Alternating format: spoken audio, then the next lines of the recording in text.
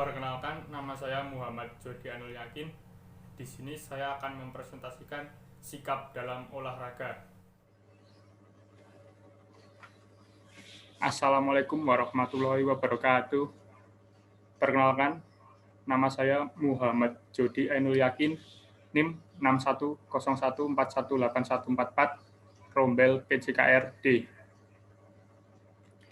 Di sini saya akan mempresentasikan tentang sikap dalam olahraga.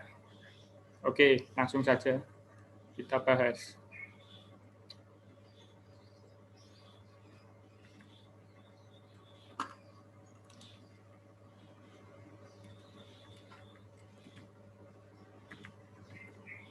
Yang pertama, pengertian sikap.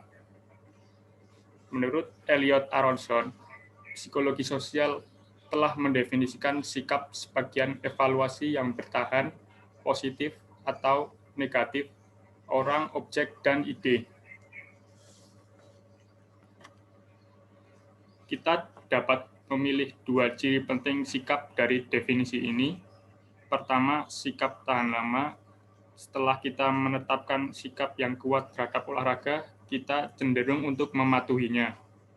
Kedua, sikap melibatkan pengambilan keputusan. Sikap kita terhadap olahraga cenderung muncul sebagian sesuatu yang sangat positif atau sangat negatif. Kemudian dari Pennington et al. Tahun 1999 membedakan antara dua pendekatan untuk memahami sikap. Pendekatan fungsional melihat mengapa kita memiliki sikap dan bagaimana mengadopsi sikap tertentu dapat membantu kita. Pendekatan struktural melihat faktor-faktor berbeda apa yang membentuk sikap.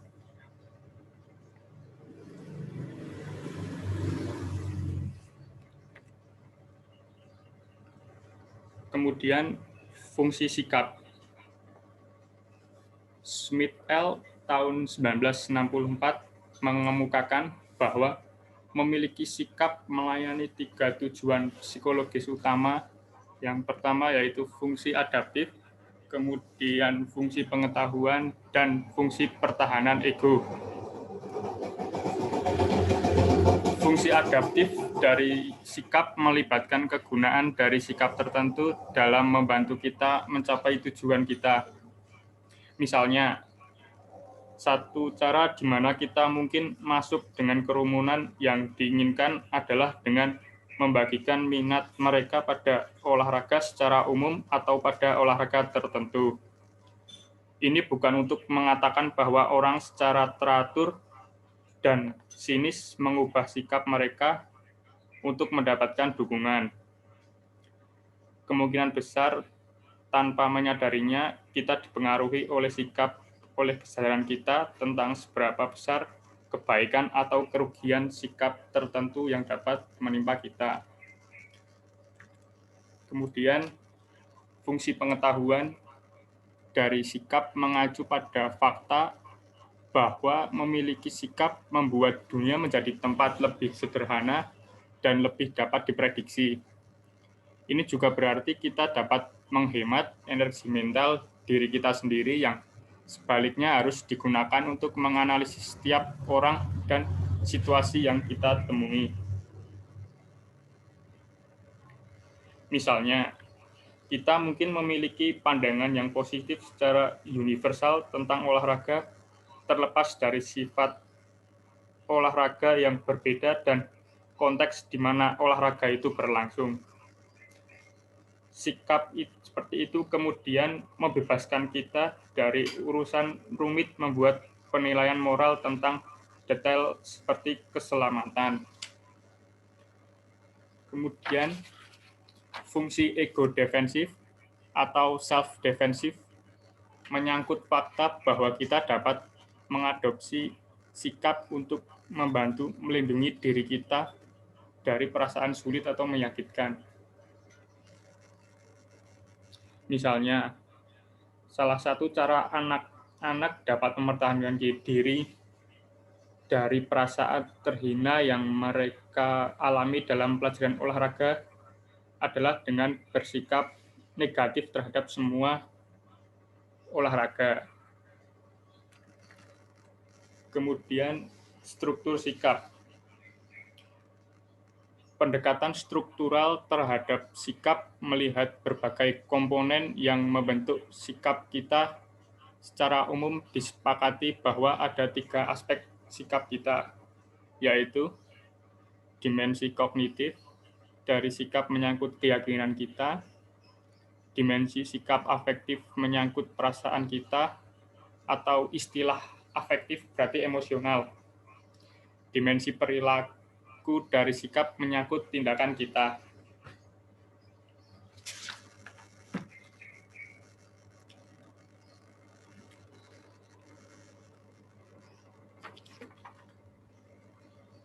Kemudian cara mengukur sikap. Likert mengembangkan yang paling sederhana dan telah menjadi cara paling umum untuk mengukur sikap. Skala diferensial semantik. Osgood et al. Tahun 1957 mengembangkan prosedur alternatif untuk pengukuran langsung skala diferensial semantik. Truston, dan Jeffs tahun 1929 mengembangkan sistem pengukuran sikap yang kompleks. Skala Truston menyerupai skala Likert yang muncul sebagai rangkaian pernyataan yang respondennya memilih tanggapan berdasarkan seberapa dekat mereka setuju dengan pernyataan tersebut. Faktor yang mempengaruhi sikap yaitu kepribadian gen dan sikap.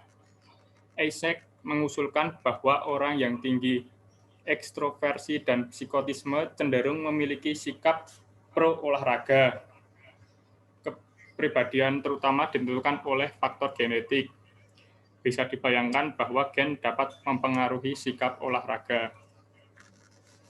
Kemudian, Water et al.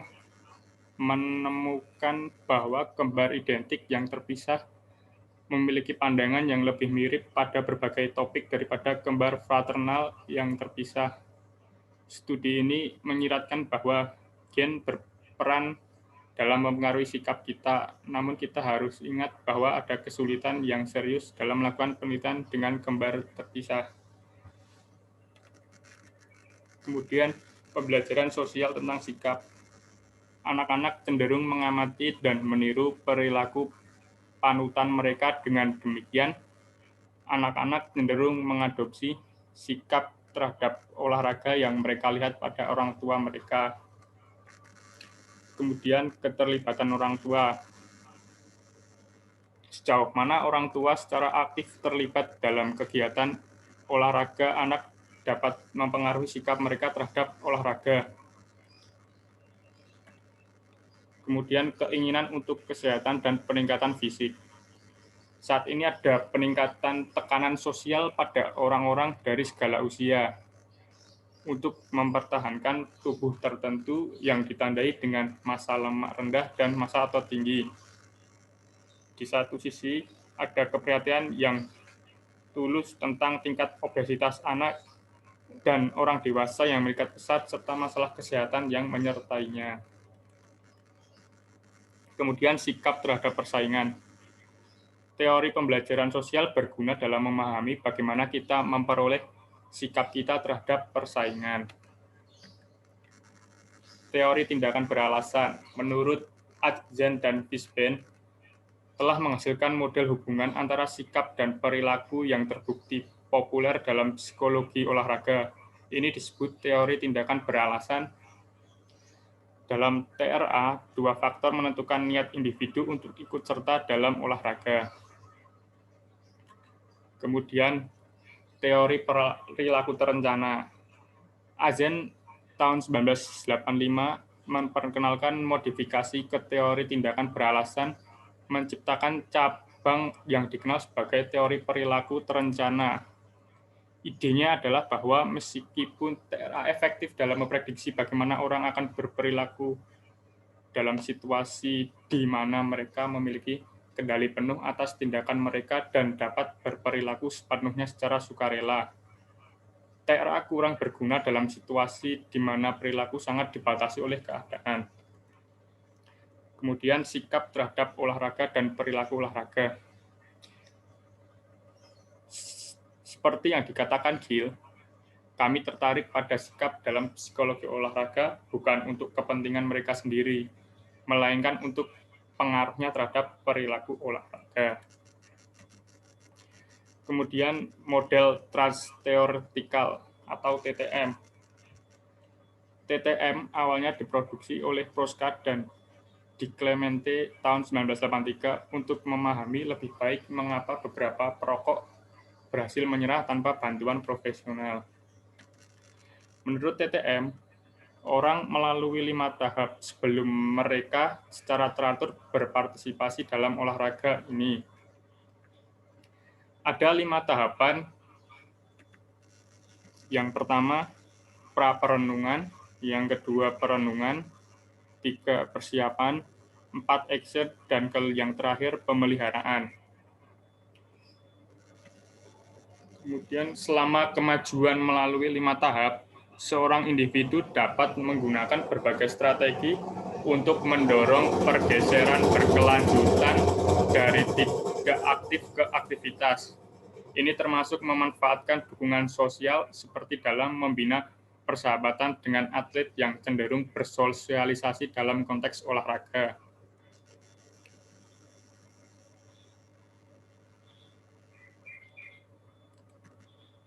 Kemudian mengubah sikap orang terhadap olahraga.